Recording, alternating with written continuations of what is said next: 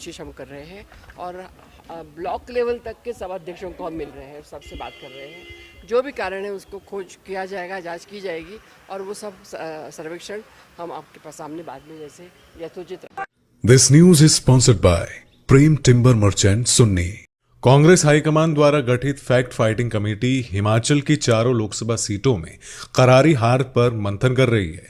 आज कांगड़ा और शिमला संसदीय क्षेत्र के पार्टी प्रत्याशी, विधायक व प्रत्याशी, जिला व ब्लॉक कांग्रेस अध्यक्ष 1-to-1 फैक्ट फाइटिंग कमेटी के सदस्य पीएल पुनिया और रजनी पाटिल के समक्ष हार के कारण गिना रहे हैं। बीते रोज हुई चर्चा के बारे में रजनी पाटिल और पीएल पुनिया ने बताया कि मंडी और हमीरपुर संसदीय क्षेत्र के नेताओं ने सरकार व संगठन में समन्वय न होने, टिकट आवंटन में देरी, पार्टी नेताओं की अनदेखी, सरकार में एक गुट विशेष के लोगों की ताजपोशी, बेलगाम अफसरशाही, मोदी फैक्टर और राम मंदिर जैसे मुद्दे को हार की वजह बताया है। ये सारी रिपोर्ट तैयार कर कमेटी आला कमान को सौंपेगी। रजनी पाटिल और पीएल पुनिया कमेटी सदस्य। वहीं पूर्व मंत्री व वरिष्ठ कांग्रेस नेत्री आशा कुमारी ने कहा कि कांगड़ा चंबा से मजबूत कांग्रेस प्रत्याशी उतारा था। उन्होंने कहा कि दूसरी जगह से प्रत्याशी का होना कोई बड़ी बात नहीं है। समय रहते अगर प्रत्याशी घोषित हो तो वर्करों को उसका नैरेटिव वोट में कन्वर्ट करने का मिलता है। वहीं सीपीएस आशीष बुटेल ने लोकसभा में मिली हार पर कहा कि टिकट में देरी भी हार का एक कारण रहा है और भाजपा धन बल से प्रचार में आगे रही है। देश में अब बीजेपी का चक्र टूट रहा है और 400 का नारा फ्लॉप हो रहा है। उन्होंने कहा कि अगली बार केंद्र की सत्ता में कांग्रेस आएगी। मायने टीवी के लिए शिमला से अमित कुमार की रिपोर्ट। वो कारण जानने के लिए तो हम लोग यहाँ आए हैं और इसलिए मुलाकात कर रहे हैं। मुख्यमंत्री जी मिले, पीसीसी अध्यक्ष मिले, बाकी जो इम्पोर्टेंट लीडर्स हैं, कैंडिडेट्स हैं, जो कोऑर्डिनेशन कमेटी के मेंबर थे उनसे, यहाँ तक कि ब्लॉक अध्यक्ष, जैसे कि मैडम ने बताया, ब्लॉक अध्यक्ष में कोई बुला के बात की है और रिकॉर्ड कर रहे हैं। अभी रिपोर्ट बनेगी यहाँ से जाने के बाद, पहले नहीं पता। सर, पूरे देश में अगर हम बात करें, इंडिया गठबंधन जिस तरह अभी बाई इलेक्शन में काफ़ी अच्छे रिजल्ट आए हैं, बद्रीनाथ भी जीते हैं, अयोध्या जीते हैं, तो क्या माने कि हरिद्वार भी जीते हैं, उससे पहले अयोध्या भी जीती, क्या माने हिंदू कार्ड जो है धीरे धीरे मोदी का ग्राफ डाउन आ रहा है? देखिए, आम जन ये चाहता है कि हमारी बात करें। महंगाई है, बेरोज़गारी है, जो रोज़मर्रा की दिक्कत परेशानियां हैं, उसकी तरफ कोई बोल ही नहीं रहा। सरकार में बैठे लोग, नरेंद्र मोदी जी अपने तरह तरह की बातें करते हैं, उन्हें एक टारगेट मिलता है कि गांधी परिवार के खिलाफ ही बोलते रहो। तो जनता को ये पसंद नहीं है, इसलिए अपना गुस्सा वो दिखा रही है और उपचुनाव में वो दिखाया भी। ये 13 में से 10 इंडिया गठबंधन के लोग जीत हासिल की है, तो ये बड़ी बात है। यहाँ तक कि बद्रीनाथ की सीट हम लोग जीते हैं, अयोध्या हम सीट जीते हैं, तो उनका मेन जो आधार था चुनाव प्रचार का, वहीं पर वो खोखले साबित हुए हैं। तो देख लीजिए। तो ये जैसे 25 जून को जो है हत्या कानून की हत्या दिवस संविधान की हत्या मना रहे हैं, तो क्या ध्यान डाइवर्ट करने के लिए इस तरह? ये तो पूरे इनकी पुरानी आदत है, कोई नई बात नहीं है। हमेशा जब वो घिरते हैं, जब वो देख रहे हैं कि हमारी ज़मीन खिसक रही है नीचे से, पैरों के नीचे से, तो वो इस तरह का सहारा लेते हैं और ये पूरी तरह से बेबुनियाद बातें उन्होंने की है। Thank you. देखिए, ये पार्टी के इंटरनल मैटर्स हैं, जो हमने उनके सामने रखना है वो उनके सामने रखेंगे। अब वो आए हैं, उनसे बातचीत करेंगे। तो कोई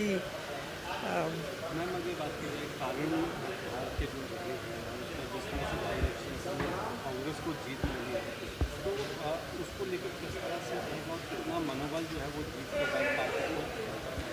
देखिए, निश्चित तौर पे जो विधानसभा की सीटों पे जीत हुई है, उसमें 2022 में जब हमने चुनाव लड़ा, 40 सीटें जीत के कांग्रेस आई थी और उसके बाद ये जो 9 विधायकों का 6 ने पहले जो कांग्रेस के थे वो चले गए, फिर 3 जो इंडिपेंडेंट है उन्होंने इस्तीफ़ा दे दिया और जब दोबारा चुनाव हुए तो कांग्रेस जो है वापस 40 अपने जिस नंबर से जीत के आई थी। तो ये बात तो स्पष्ट है कि हिमाचल प्रदेश की जनता ने स्पष्ट बहुमत जो है वो कांग्रेस पार्टी को दिया है और इसकी वजह से कांग्रेस के वर्कर के मनोबल तो निश्चित तौर पे बढ़ा है और एक आत्मविश्वास भी आया है कि पार्टी जो है वो मजबूत है और स्टेबल गवर्नमेंट है। क्या आप मानती हैं कि जो लोकसभा कैंडिडेट था कांग्रेस का वही गलत था? नहीं नहीं नहीं नहीं, ये तो कोई प्रश्न ही नहीं उठता कि कोई गलत कैंडिडेट था। कैंडिडेट कभी गलत नहीं होता या सही नहीं होता। सिलेक्शन भी सही और गलत नहीं होता है। सिलेक्शन पार्टी जो है अपने सारे पहलुओं को देख करके करती है। कभी जो दाव ठीक बैठ जाता है और कभी ऐसा नहीं है कि अगर कांगड़ा की हम सिर्फ बात कर रहे हैं तो ऐसा नहीं है कि हम सिर्फ कांगड़ा हारे। We lost the whole of Himachal, we lost the whole of Uttarakhand, we lost the whole of Jammu जो हमारे बॉर्डर्स हैं। और पंजाब में भी जो हमारे साथ लगते बॉर्डर्स थे उसमें आम आदमी पार्टी और दूसरी पार्टीज़ का वो रहा।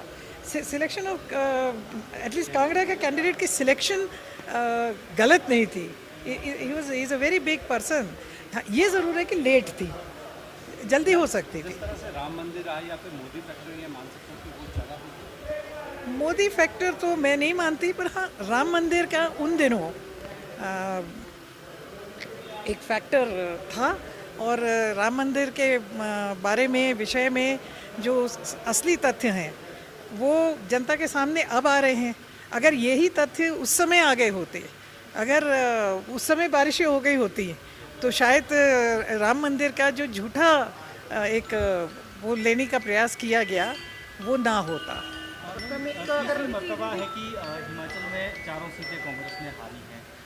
क्या आपको लगता है कि सरकार होने के बावजूद ये चीज़ें हुई? एक बार पहले भी सरकार होते हुए हारे हैं। किस तरह का आपको लगता है कि पार्टी के स्तर पर या अब काम करने की ज़रूरत है कि लोकसभा में जो लगातार हार मिल रही है? निश्चित तौर पे कुछ ना कुछ कारण तो हैं जिसको पार्टी को देखना पड़ेगा। और जैसा आपने कहा कि ये पहली बार नहीं है कि हम 4 सीटें हारे हैं। हम इससे पहले भी 2014 में, 2019 में, 2022 में, ये 24 में, 23 में हम लगातार जो हैं इन लोकसभा के चुनावों को हारते रहे हैं। कारण इसीलिए फैक्ट फाइंडिंग कमेटी आई है, इसीलिए ये आए हैं सुनने के लिए और जानने के लिए कि क्या कमियां यहाँ के वर्कर को लगती हैं। हम सब वर्कर ही हैं, जो फील्ड में काम करता है वो वर्कर ही होता है। तो क्या कमियां लगती हैं, तो उसके ऊपर मंथन तो निश्चित तौर पे हाईकमांड करेगा।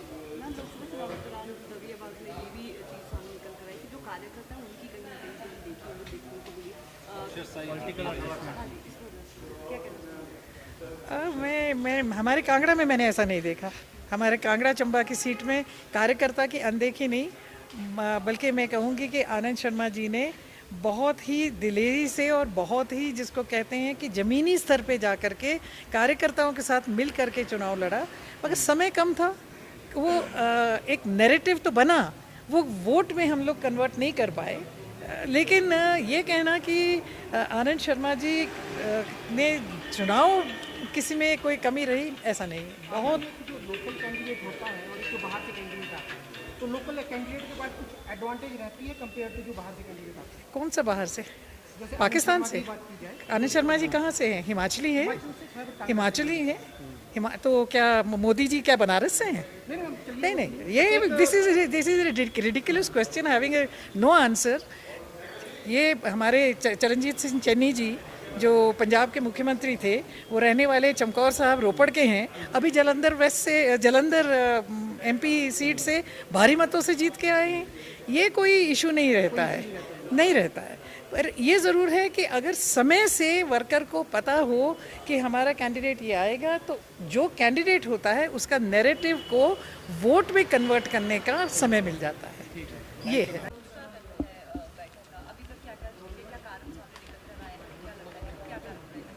सभी लोगों के मन की भावना जानने की कोशिश हम कर रहे हैं और ब्लॉक लेवल तक के सब अध्यक्षों को हम मिल रहे हैं, सबसे बात कर रहे हैं। जो भी कारण है उसको खोज किया जाएगा, जांच की जाएगी और वो सब सर्वेक्षण हम आपके पास सामने बाद में जैसे यथोचित रखेंगे। नहीं, जब तक उसमें से निकल के नहीं आता, हमने अभी आधा अधूरा बोल देना अच्छा नहीं है। नहीं, बिल्कुल तालमेल रहेगा। और ये हमेशा कांग्रेस पार्टी में आपने देखा है, मैं यहाँ 10 साल से आती हूँ, ये होता है, फिर भी हम जीत के आते हैं और ये सब ठीक हो जाएगा। हमारे जी टिकट में देरी एक बड़ी वजह बताई जा रही हाँ, टिकट में देरी की एक बहुत बड़ा सबका ये था कि टिकट में देरी, तो हम वो हाईकमान को कन्वे करेंगे कि इस तरह से टिकट की देरी होने के कारण लोगों के 2-2 और 3-3 राउंड्स हुए, लेकिन हमारे कैंडिडेट्स बाहर ही नहीं निकल पड़े। कल बात लिखी हमारी, वो बोल रहे कि अपनी बात इस तरह भी रखी कि अफसरशाही भारी है, वो बात नहीं सुनती है, सरकार में कार्यकर्ता के काम नहीं हो रहे हैं। वो अभी हम यहाँ पे नहीं बोल सकते, सब जो भी बातें उन्होंने कही बहुत कॉन्फिडेंशियल है। हाँ, थैंक यू, धन्यवाद। सबसे पहले तो जो फैक्ट फाइंडिंग कमेटी है, कारण तो उनको बताए जाएंगे, और जो कुछ चर्चाएं भी हुई हमारे अपने ब्लॉक लेवल पे भी, और जो सामने निकल कर बातें आई हैं उनमें से ऐसा नहीं कि सबने मेहनत भी की और हमारे कैंडिडेट भी सक्षम थे, और उसके बावजूद हमारा जो वहाँ पे हम नहीं जीत पाए हैं, तो सबसे चर्चा होने के बाद ही इस पर वो होगा। और मुझे लगता है कि हमें फैक्ट फाइंडिंग कमेटी से ही बात कर इसके ऊपर चर्चा करेंगे, और फैक्ट फाइंडिंग कमेटी के ही मेंबर्स आपको इस पर ज़्यादा बेटर ब्रीफ कर पाएंगे। ज़्यादा मुझे ऐसा लगता है कि जो हमारे एक थोड़ा सा टिकट देने में भी हमें देरी जो हुई है, उसका एक मैं समझता हूँ कि एक वो बहुत बड़ा कारण रहा।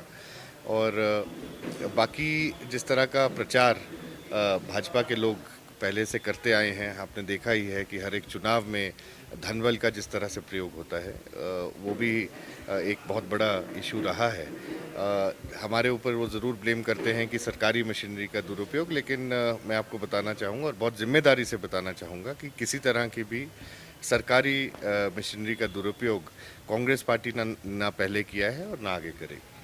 क्या आपको लगता है कि ये थोड़ा आसान होता कांग्रेस के लिए अगर कांगड़ा जो अभी मजबूत स्थिति में है कांग्रेस के लिहाज से, कांगड़ा से ही कोई कैंडिडेट हो? देखिए, ये कहना, इस पे मैं टिप्पणी नहीं करना चाहूँगा, लेकिन ये ज़रूर कहूँगा कि आनंद शर्मा जी एक बड़ा चेहरा थे, और उन्होंने उनको जो हाईकमांड ने यहाँ से चुनाव लड़ने के लिए भेजा, वो एक सक्षम उम्मीदवार थे। कांगड़ा के लिए उन्होंने बहुत कुछ किया था, और जब वो राज्यसभा के सांसद रहे और मंत्री रहे केंद्रीय सरकार के अंदर, कांगड़ा के लोगों के लिए उन्होंने बहुत कुछ किया था। और इसको देखते हुए हम लोग यहाँ पर उनको चेहरा उतारा गया था, सभी विधायकों से बात कर ये चेहरा उतरा था। और साथ में आपको मैं ये बताना चाहूँगा कि जो हमारे ये चुनाव हुए हैं, इसमें हम 5 लाख की लीड से कम हुए हैं।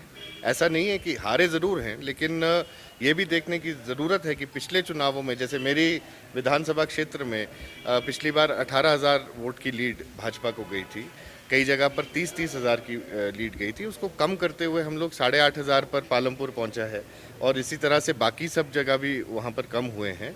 हाँ, ये मैं समझता हूं कि इस बार जो भाजपा का जो डायरेक्ट कॉन्फ्रंटेशन जो केंद्र सरकार का हिमाचल प्रदेश के साथ नहीं हुआ, वो भी एक ज़रूर कारण रहा होगा भाजपा के फेवर में। लेकिन जहाँ जहाँ पर ये एक साइकिल है और ये टूटने जा रहा है, भाजपा का जो एक केंद्रीय चुनावों के अंदर जब हमेशा से बढ़त उनको बहुत ज़्यादा मिलती रही है, उसको हम कर रहे हैं। अगली बार डेफिनेटली कांग्रेस पार्टी का वहाँ पे उम्मीदवार राम मंदिर कितना बड़ा इशू रहा बीजेपी के विन के लिए और कांग्रेस? देखिए, राम मंदिर, मैं समझता हूँ कि राम मंदिर को उन्होंने बुनाया है और पॉलिटिकली उसको यूज़ करते हुए भाजपा के लोगों ने उसको इस्तेमाल किया है। राम मंदिर सबका है, मेरा भी है, आपका भी है और भाजपा के लोगों का भी है। और उसको मुद्दा बनाना और रिलीजन और पॉलिटिक्स को दोनों को बीच में आपस में इंटरमिंगल करना, मुझे लगता है ये गलत बात थी। लेकिन बहुत ज़्यादा मैं समझता हूँ कि वो नहीं हुआ, और आज आप स्थिति देख रहे हैं, हड़बड़ाहट में राम मंदिर का आपका उद्घाटन भी हो जाता है, और उसके बाद आज वहाँ पे जो इंफ्रास्ट्रक्चर है वो बिल्कुल ही चरमरा गया है। तो ये साफ है कि वो रिलीजन और पॉलिटिक्स को आपस में जोड़ना चाह रहे थे, और मैं नहीं समझता कि वो उसमें पूरी तरह से सक्सेसफुल हुए। लेकिन यस, वो जीते हैं इलेक्शन, तो ये भी शायद एक थोड़ा सा उनको ज़रूर उसका एज मिला होगा। बार बार कार्यकर्ताओं की नाराजगी की बात सामने आई, क्या लगता है उसका भी कुछ इम्पैक्ट पड़ा? कार्यकर्ता किससे नाराज़ हैं, मैं ये भी जानना चाहूँगा।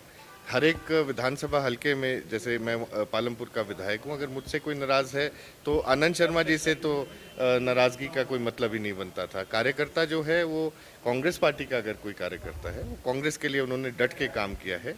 नाराज़गी किसी से और से हो सकती है, लेकिन कांग्रेस पार्टी से कार्यकर्ता की नाराज़गी नहीं है। और मैं समझता हूँ सबने मेहनत की, सबने अच्छे से चुनाव लड़ा है और हार जीत लगी रहती है, अगली बार जीत के दिखाएंगे। भाजपा ने 400 पार का नारा दिया था, शगुफा छोड़ा था, उसका असर देखा कि लोग जिस प्रकार से नारा दे रहे थे उसी अनुरूप। देखिए, भाजपा आज तक अगर कभी जीती है, कोई भी चुनाव जीती है, वो झूठ के दम पर जीती है। एक हवा बनाने की बात की गई, 400 पार आज आपके सामने है स्थिति की 400 पार तो दूर, मुझे लगता है कि बहुत कम सीटें जो उन्होंने सोची थी वो उनको आई हैं। लेकिन मुझे ये खुशी है कि पूरे भारतवर्ष में एक बार गैर भाजपा की जो सरकार और खासकर कांग्रेस पार्टी का उत्थान हुआ है फिर से। और जैसा मैंने कहा, अगली सरकार कांग्रेस पार्टी की बनेगी। अगली सरकार में हमारे कांगड़ा चंबा लोकसभा क्षेत्र से भी उम्मीदवार कांग्रेस पार्टी के जीतेंगे।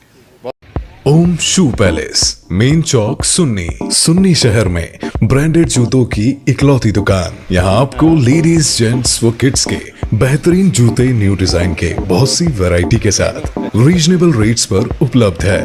तो आज ही विजिट करें ओम शू पैलेस, मेन चौक, सुन्नी। ओम क्रिएशन सुन्नी और reputed house for readymade garments. आपके शहर सुन्नी में readymade garments, lehenga choli, ladies fancy suit, धाटू रेस्ता, कोट पैंट, शेरवानी व किड्स वेयर, फैंसी ड्रेस के लिए मशहूर दुकान, नजदीक किरण ज्वेलर्स सुन्नी, शिमला। बस एक बार सेवा का मौका जरूर दें।